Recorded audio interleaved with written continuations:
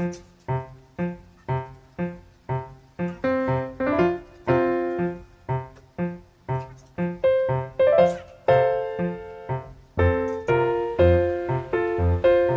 everyone! So, welcome back guys dito sa aking YouTube channel. Hello mga ka-pet friends, mga ka-fur parents. So, ako nga po pala si Jan sa mga hindi po nakakilala. At ito yung alaga ko na si Princess. At for today's video, meron akong i-share sa inyo na ginagamit ko na para pang moisturize sa skin at saka balahibo ng alaga akong aso. Ito matagal ko na talaga siyang ginagamit. And then, ang maganda rito guys, marami siyang benefits sa mga alaga niyong aso. Para sa kati-kati at saka sa galis, pwede siya. So kung interesado ka sa video na to, so please stay and keep on watching.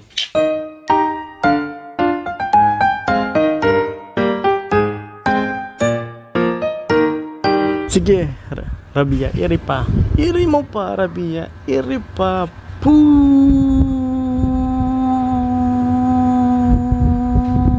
Push! Yes!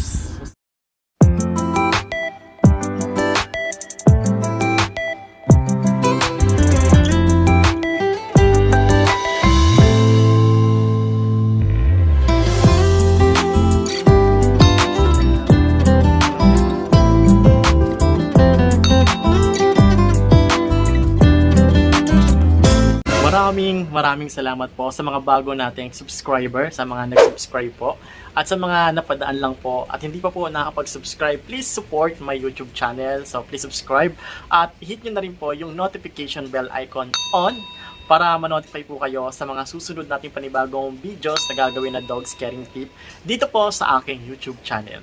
Subscribe nyo na yan. So meron tayong unbox. Ayan. Ito guys, sa unbox natin. Kakadating lang niya ngayon. And ito yung pinapakain ko sa kanila. Ayan. Tapang naman. Ito ano yun? Ito. So, buksan natin siya ngayon. So, sobrang kukulit nila, no?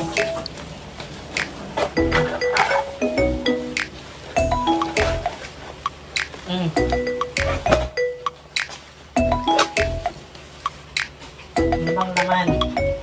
Grabe yung palimot ko.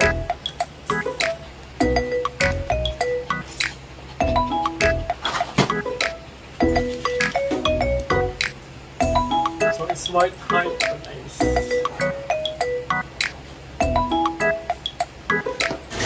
Nabibili pala ako guys ng Smart Heart sa Shopee o kaya sa Lazada. Kasi sa Lazada and Shopee, mas mura yung Smart Heart tsaka yung mga dog food. Yung ganito guys, 35 pesos lang ang isang piraso.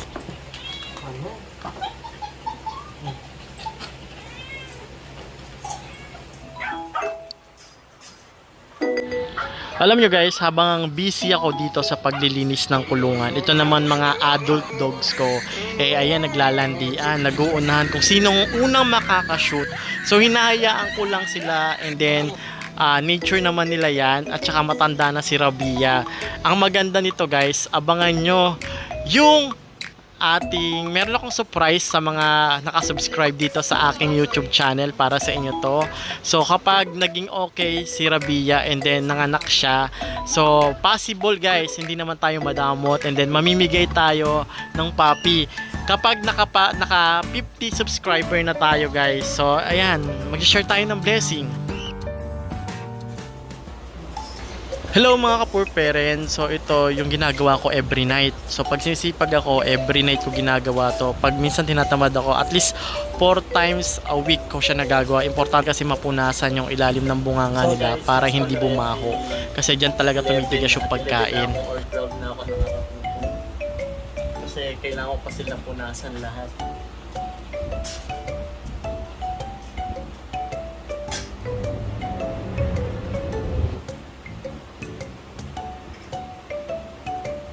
Sprayan ko sa kanila.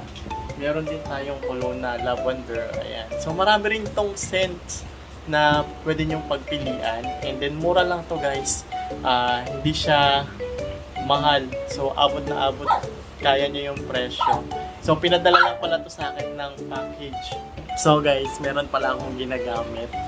Alam mo yung mga nagpapagroom? So ganito yung gamit nila, di ba? Mga spray after i-groom yung aso nyo na aamoy nyo mabango, di ba? So, ganito yun. So, marami tong option, maraming scent na mapagpipilian. Yun is yung melon cologne.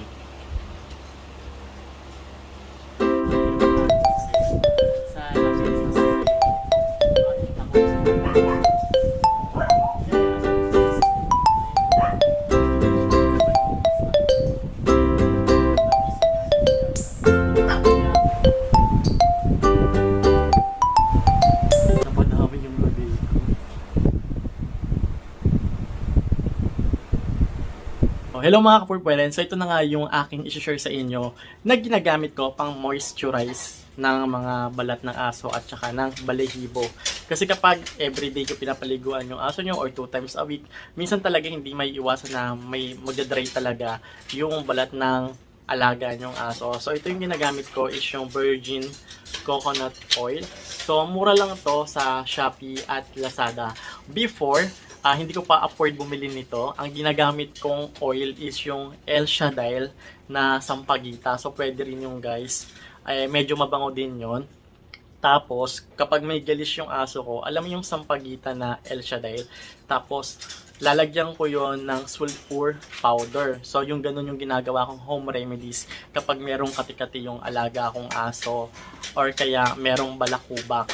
Kasi makikita niyo yung guys, mamumula yung skin ng aso niyo kakakamot. Maganda yung sulfur powder at saka yung combination niya ng oil pang patanggal ng kati-kati. Kasi anti-fungal po yung sulfur powder.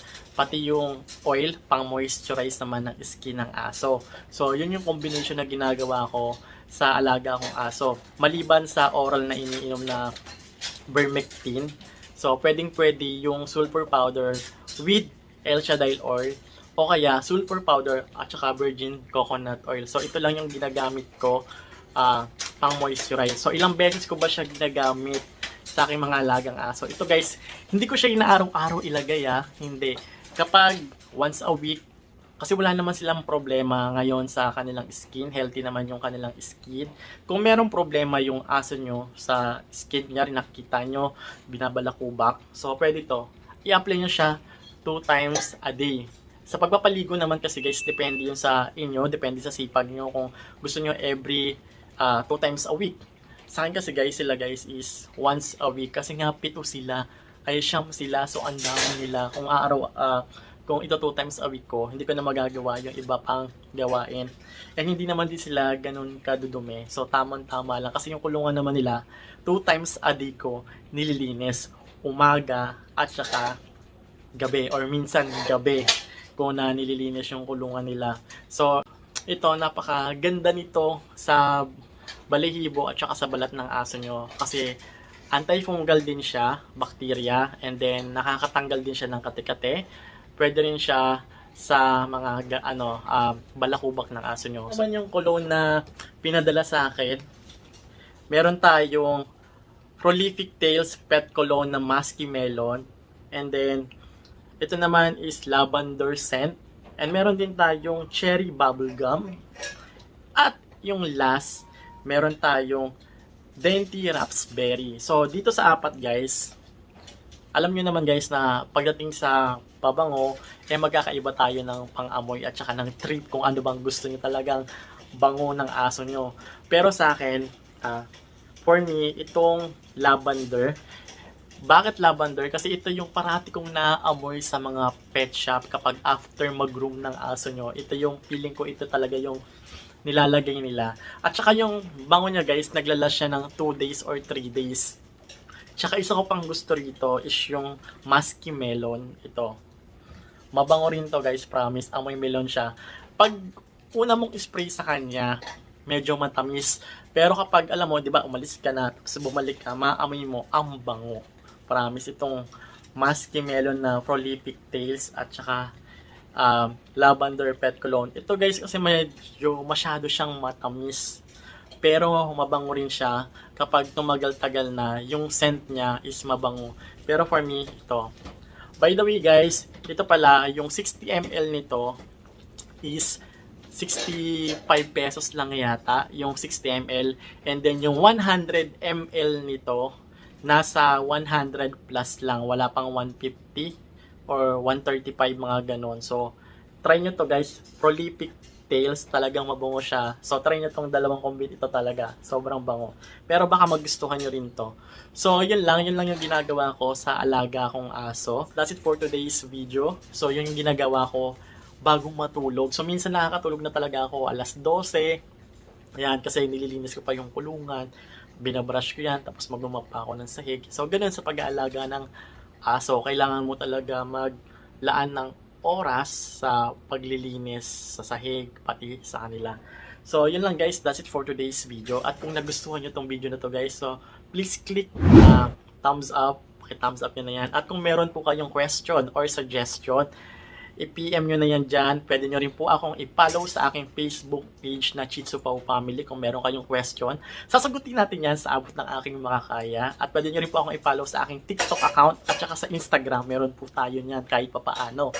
At yun lang guys. So ito guys, try nyo na tong pabango na to na Prolific Tails. So ilalagay ko na lang yung link ng store kung saan kayo pwede bumili. Actually, akala ko mahal to eh. Pero nung chinek ko sa store nila, ang mura lang pala, 60 pesos, isang bottle na 60 ml. And then, hindi kayo magsisisi kasi mabango naman talaga siya at naglalast ng 2 to 3 days yung bango niya. Promise, hindi kayo magsisisi. At that is for today's video. At kung nagustuhan nyo tong video na to, so huwag nyo kalimutan na mag-subscribe at i-hit ang notification bell icon on para ma-notify kayo sa mga susunod natin panibagong video na gagawin dito sa aking YouTube channel. So, Dogs Caring Tips. So, yun lang guys. Maraming salamat. At yung mananalo ng 4 winners ng 300 GCash load. So, sa September 25, bubunot ako. Ililista ko lahat ng nag-comment since nung nag-start ako mag-announce hanggang ngayon. So, sa 25, bubunot ako ng 4, iraraffle natin yan. At yun, kukunin ko lang yung GCash account at saka isend ko yung 300 GCash load. At nag-iisipan ko pa kung kailan ba ako mamimigay ng puppies. Kasi alam niyo naman guys, si Rabia, na-stud na naman siya. So, of course, dahil sa magkakaanak siya, magpaparapol ako or mamimigay ako ng isang puppy. Kapag naka 50,000 subscriber na ako, yan, promise yan, mamimigay ako ng isang puppy kapag nanganak na si Rabia ng safe. So, yun lang guys, that's it for today's video. At yan, i-follow nyo ako sa aking Facebook page kasi doon ako minsan nag-update ng mga pag-games ng pag-giveaway. And yung GCash load natin until December, mamimigay tayo ng 4 winners na 300 GCash load. So, September, October, November, December. So, may 4 months tayo. So, yun lang guys. That's it for this video and see you on my next vlog. Bye-bye.